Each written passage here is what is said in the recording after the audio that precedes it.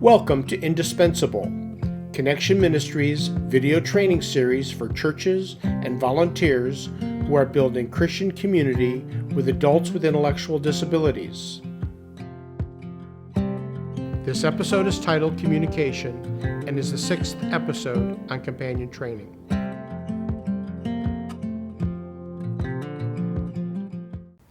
My name is Jackie Schaefer, and welcome to Indispensable, a video training series for friendship groups with adults with intellectual disabilities. The episodes included in the companion training topic will cover subjects like a description of intellectual disabilities, the spirituality of those with disabilities, spiritual gifts, how to be a companion, volunteer roles in a friendship group, and how to extend your relationships beyond the weekly friendship group. In this companion training episode, we will talk about ideas and methods to help when communicating with people with intellectual disabilities. The weekly friendship group is a community where our friends with intellectual disabilities, families, direct support staff, and church members can grow in Christ and minister together. It is important to communicate to both the families and support staff that they are welcome and even encouraged to be part of the friendship group. Don Bowden will now talk about ideas and methods to help with communicating with people with intellectual disabilities. People with disabilities are first and foremost people who have individual abilities, interests, and needs. They can be mothers, fathers, sons, daughters, sisters, brothers, friends, neighbors, and co-workers. Like all of us, they are also loved by God. We are all unique in the way we interact with the people around us. To communicate effectively, we need to adapt to different communication styles. The same will be true when communicating with people with disabilities. If our goal is to be in Christian community with adults with intellectual disabilities, adjusting the way we communicate with them will be important. We will review some of these adjustments, and you will find most of them will be fruitful for communicating with anyone. All are of the image of God. And so when you talk to a person and you look at them face to face, you look at them in their eyes, you see the image of God. You can't talk down to them. You can't have an attitude of pity, because in pitying somebody, you're saying, oh, how poor they are, or how much they have suffered. You have to talk to them as a person. And although they can't necessarily understand all the big words, you can still talk to them and explain to them concepts and direction without talking down to them. So in communicating with people with disabilities, well, in communicating with anybody, some people have a better capability to understand verbally. Some people have a better capability to understand by image or by picture. Some people have a better capability to learn and understand kinetically, so it may be going on a walk. Again, treating the person as a person, and you're looking at the image of God when you're talking to them, and it's not talking down to them. They are, just like you are, an image of God.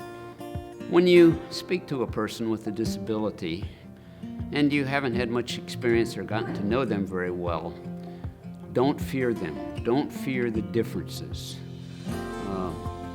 They are different, but you can't have that control how you think of them or you fear them. So speak to them as a person, not fearing the differences. The first point to remember when talking to someone with an intellectual disability is be patient. Sometimes those with disabilities need a pause to process a conversation or what their response will be. When asking a question, take a minute to pause and wait patiently for an adult friend to answer. I have a friend who will try to answer a question and maybe get out a few words and then a long pause. If I interrupt when he's paused, he will start all over. He may say the same few words and pause again. I find that if I was patient, he would eventually get his thoughts out. If he or she seems confused, you can repeat the question or rephrase the question. Repetition is important when talking with someone with an intellectual disability, as main points can be better understood when repeated. Start conversations with simple topics such as, do you like to bowl? Do you like to go to work? This is especially important when you are first getting to know someone. Let's all face it. What do we do when we are first meeting? I know guys that ask, "What do you do?" We all like to talk about the weather. It's important to also talk to adults with disabilities as adults. Refrain from talking down to someone with a disability. Don't change your voice or speech pattern. Depending on a person's intellectual ability, consider your choice of words. Be sure that they understand what you are saying. Adjust your vocabulary as necessary. When in a group with others, include your friends with disabilities in the conversation. Refer to them by their name. If your friend's name is Tom, use simple phrases like "Tom and I" or "What do you think, Tom?"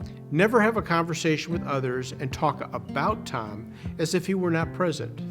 If you are giving directions or asking your friends to help you with a task, present your directions or the task in small sequential steps. Allow time for positive feedback between those steps. Be clear and concise when explaining a concept or a task. When interacting with a friend with low vision or complete loss of sight, be sure to identify yourself when you walk up to them. Then carry on a normal conversation. When you leave, be sure to tell them that you're leaving. In your conversation, describe the surroundings to them. It is also perfectly fine to use seeing language around someone with low vision or complete loss of sight. Examples of seeing language include, "It's good to see you again," or "See you later." Many times people with visual disabilities also use seeing language. Offer your arm for assistance when walking and giving specific verbal cues and directions. You will want to avoid escalators and revolving doors when assisting someone with a visual disability. Provide your friend with low vision or complete loss of sight opportunities to touch objects. Let them see with their hands. For a hearing loss or deafness, this can be linked with other physical or intellectual disabilities that may include poor word formation and limited mental word processing. In many cases, this does not mean that they cannot understand what you're saying. They may be able to communicate in other ways, such as pointing, using a computer or communication board, touch, or simple motions. Face your friend who has a hearing loss or is deaf and make eye contact. Tap their shoulder to get their attention. Move away from background noises, and if they read lips, speak clearly and normally. You can use sign language if you know it. If your friend is unable to clearly form their words, remember to be patient. Keep trying to understand them. Ask them to repeat themselves if you don't understand. Use simple gestures, facial expressions, or write down what you're trying to communicate. You can also communicate through pointing, repetition, asking clarifying questions, and showing them pictures or symbols. It is easy to get frustrated and give them signals that you understand when you do not. Don't pretend to understand. It is easy to shake your head yes, that you understand, when the appropriate response should have been no. They will likely know that you are pretending to understand and give up trying to talk with you. Be sure to ask for assistance from their family, friends, and direct support staff. When communicating with a friend who does not vocalize their words, it is still important to talk to them. They may not use words, but this doesn't mean that they don't hear or understand you. They may be able to communicate in other ways, such as pointing, using a communication board, showing physical expressions, or with simple motions. Ask their family, friends, or support staff how best to communicate with this person. When interacting with a friend who has physical disabilities, be patient and allow the person time to verbally respond or complete tasks. Cerebral palsy, or CP, is a physical disability affecting a person's ability to move. It is due to damage to the developing brain, either during pregnancy or shortly after birth. CP is often linked with hearing loss or speech impairment, and you can use the suggestions already covered in this episode. When communicating with friends with disabilities who are more challenging, we can fall into a trap where we exclude them from the group. It may be unintentional, but we position ourselves with other companions and friends with disabilities who are easier to talk to. As companions, be sure no one is excluded. We are all children of God. Remember from 1 Corinthians 12, verse 22? Even those parts of the body who seem to be weaker, or let's say more difficult to understand, are indispensable.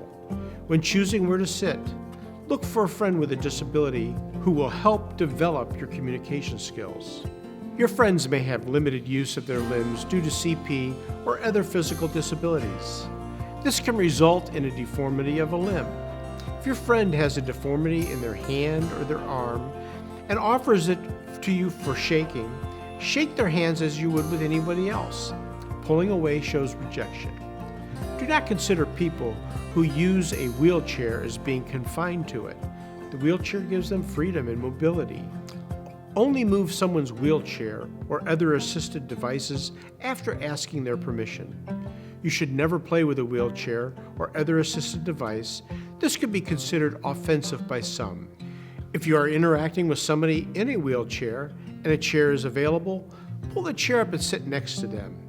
You could also get down on one knee and be at their level if the conversation is more than a few words. This communicates that you are their equal.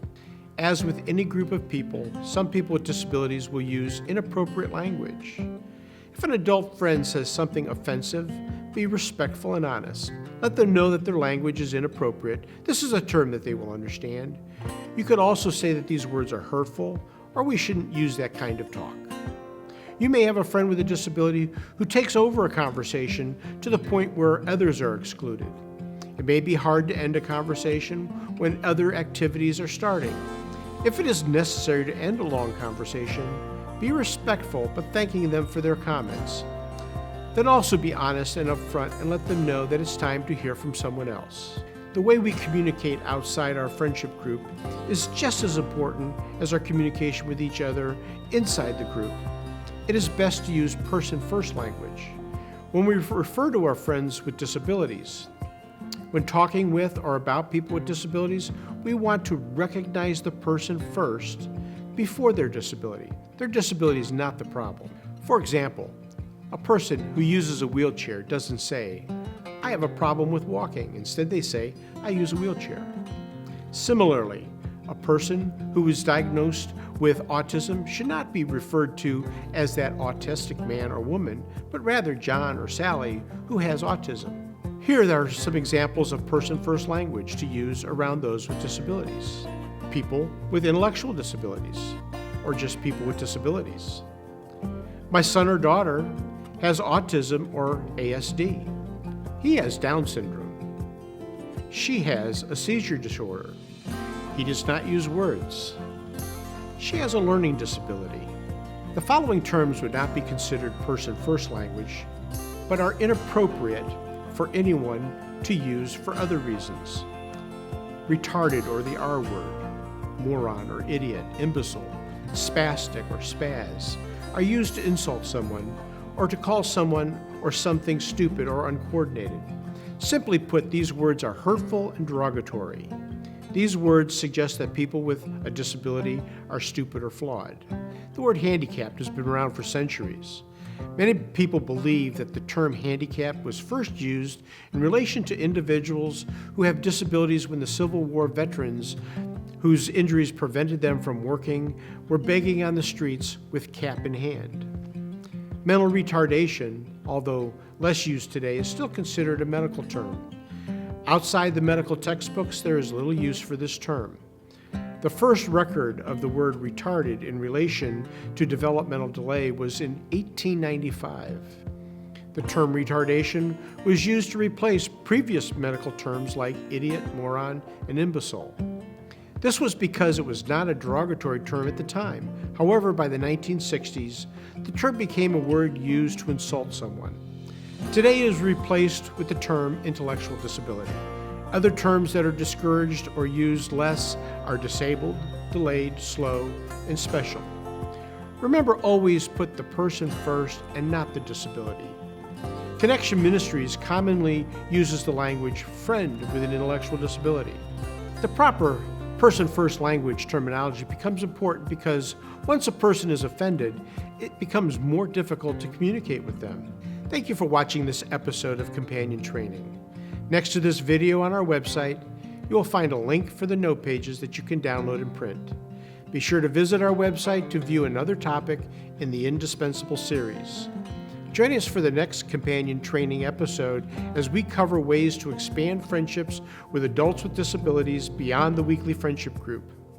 If you have any questions or need information, you can email us at connect@connection-ministries.org or call our office 317-646-5067. Your prayers and financial gifts help Connection Ministries provide valuable resources for churches and families ministering with adults with intellectual disabilities. You can give online at www.connection-ministries.org.